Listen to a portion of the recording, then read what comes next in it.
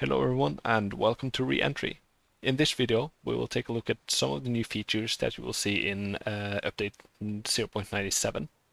So in 0.96 we saw quite a lot of new things coming out to Mercury, and in 0.97 we'll see some of the same things being enrolled into the Gemini program as well. So first of all, the new mission debriefing system has now been added and integrated with the Mercury and Gemini modules of Re-Entry. So if I now go into a main menu and I hit end session, this is also of course shown if you get a game over or if you splash down. You will see the new mission debrief system. So the mission debrief system allows us to see some summary of the mission that you executed. For example, I can see that the goal in this mission was to splash down. The green check marks shows that this was completed, and I've now received the mission accomplished flag. In addition, I did some things in orbit. I went through the staging of the adapter, retro fired, then we staged the retro, we had an interface, and then we had the drogue chute, main chute, and splashdown. I also have some stats about the mission itself. I had a rather excessive G. I turned off the game over, of course, so I didn't explode. Just for this recording, I wanted to show you a couple of these things. I didn't spend much fuel in this lesson, but you can see that this graph shows me my apogee and perigee during the mission, and this shows me the entry altitude, so you can see kind of how I flew the entry pattern. I had quite a lot of load early, so I was breaking down the velocity quite fast. And you can see that on the G loads here. So you can see that I was coming in and I didn't turn the spaceship around to point the lift vector kind of back up towards space again. I just let it kind of go all the way down to see and record some of these graphs. So you can see that the G load now goes very high, and then I roll the spacecraft around and I reduce it and I go to the splashdown. So these graphs can be used to kind of analyze how you executed a mission and how kind of well you performed, in addition to meeting the mission goals and seeing a summary of it. The next thing that I want to show you is the Gemini. Let's load into an early morning. The dynamic skybox for Gemini. So I'm going to go into let's go into cold and dark, and I'm just going to use timescale when I do this.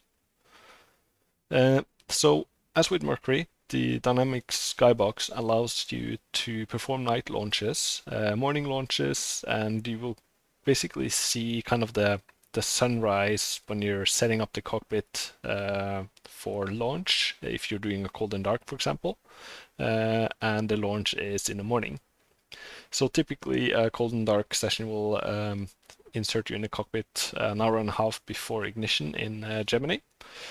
And you can see that on the outside, once the cockpit is loaded and all the systems are up, you'll see that it's completely dark, and the only light we get is some night light through the windows. If I hit F1, you can see that it's now early morning, and the sun is about to come up over the horizon. So if I now go ahead and time scale a little bit until, let's say, 1 hour, you should be able to start seeing the sun. And as with Mercury, this is the same system, just tailored for Gemini instead. So every 10 to 20 seconds, I will refresh the Skybox. And after time scaling, I will also refresh the Skybox. So now you can see that the Skybox was refreshed and the sun is starting to come up on the horizon. Same applies to all the lighting. So if I jump into the cabin, you can see that the light from the outside is coming in through the window. and kind of giving this golden morning shade to the entire cockpit.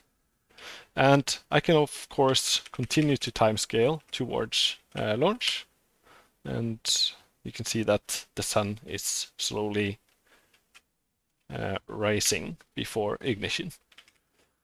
As mentioned, this will also let you launch at night. So if you create a new mission, you can set the launch time to early morning or in the middle of the night, and you will be able to take off before the sun even rises in the morning. Okay, and that's it for the main features of Gemini. And if I now go into missions and Project Mercury, and I'll just load into, let's go to orbit actually.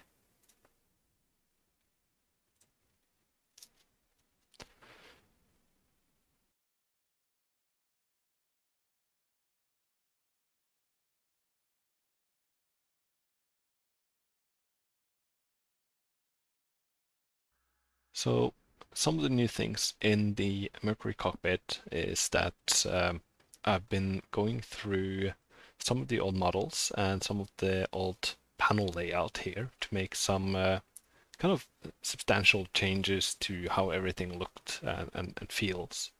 So first of all, I've been going through all of the fonts and text sizes, and I increased the text size a little bit and changed fonts of every single label that you can see on the main panels here. I also changed how the indicator lights here and the sequencer lights look, so you can see that the font has changed. It has some additional detail. I also changed how the push buttons and the trigger buttons look. So you have the protective cover.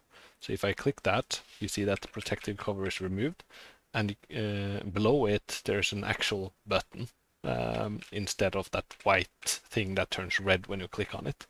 So you can right click to put that back on, or you can remove it by left clicking, and then pressing the button will push the button in. And if the button is in, you will see that it's kind of flatter, so it's easy to see if it's been pressed or not.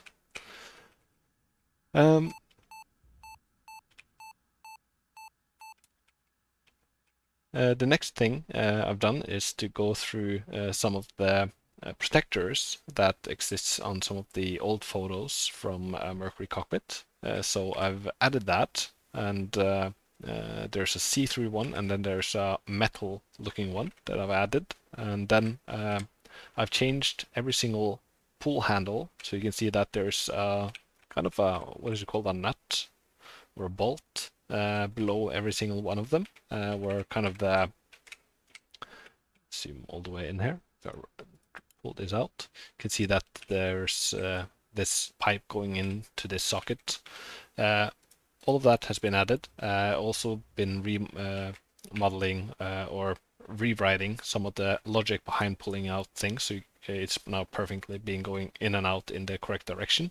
Previously it's been going a little bit upwards for some reason, so I've kind of figured out why and corrected it. I've also added a security mechanism to these two, so you can see that there's this metal thing going around it, which basically holds it in place. It still works as before, so if I would pull this out, it would just kind of remove that to the side, and then when you push it in, it will be back to normal. I also added some protective covers around some switches that were supposed to have that, and it goes kind of hand in hand with the previous update, where you can see that I added new fuse models and the UV mapping on all of them. And on this side, you can see some similar changes. The blood pressure has changed a little bit. I also remade this selector here. You can see that the font is bigger and more realistic. M is for main, and it still works as before. You can also see that the panel textures has improved. So I've doubled the resolution of every single panel. So you can see if I zoom in on the text now, it's much crisper than it was before, and it also got this little normal map offset to make the text go a little bit into the panel. I also changed the abort button, so if you zoom in on this, you can see that it's a new model instead of just a flat texture on the panel itself. And I think that that's the main thing. I've also added some geometric screws to all of the indicators here, or the gauges, that kind of gives it more a deeper look instead of having screws on a texture. So with that, I've covered the main features of this update. In addition to this, I've been going through quite a lot of bug fixes and feedback and reports from the previous updates, and I've finally managed to fix some of the bigger things. So first of all, the Mercury flight manual has received an update and added quite a lot of new sections to it to cover change procedures since 2018 when it was last updated. So that's kind of the second step in updating all of the flight manuals before 1.0. I also changed quite a lot of differences in the Gemini cockpit when it comes to sunlight orientation. So the sunlight used to be a little bit weird. You couldn't really explain what it was. There was something weird about it. The reason was that there was a slight offset in the transformation matrix, so that inside the cockpit, the light direction would be tilted with about 45 to 90 degrees relative to where the sun actually was. So now the sun position should be correct, or sun direction relative to the cockpit view should be correct. And I also made some big changes in shadowing and how shadows works in both Gemini and Mercury. And I've been removing that good old entry particle line that you've seen if you were going to exterior view on Mercury and Gemini. You would see this particle line that's kind of ahead of the cockpit and flashing, or the capsule, and flashing a little bit. So I removed that and fixed some of the issues related to this. Quite a lot of updates related to the Gemini PPS burn when you're connected to Agena, and RCS thrusters and thruster noises and things like that. And then I've been going through some of the command module mission timer and the Luna module mission timer logic to correct some of the issues that has been introduced to that over the last few updates. So there was some issues with the reset and some of the set logic for the mission timer.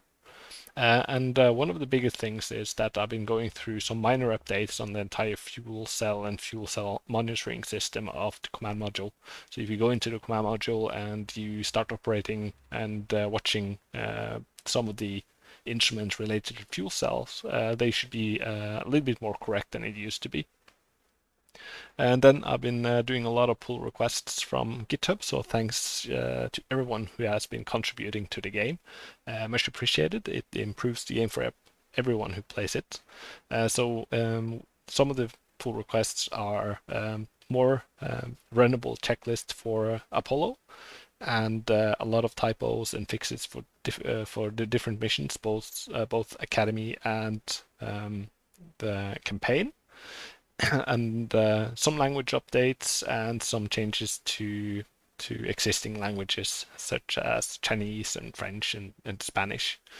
So every single contribution increases kind of the overall support for different languages in reentry. So if you wish to contribute to languages, you can go to end session on this one first and then go to contribute.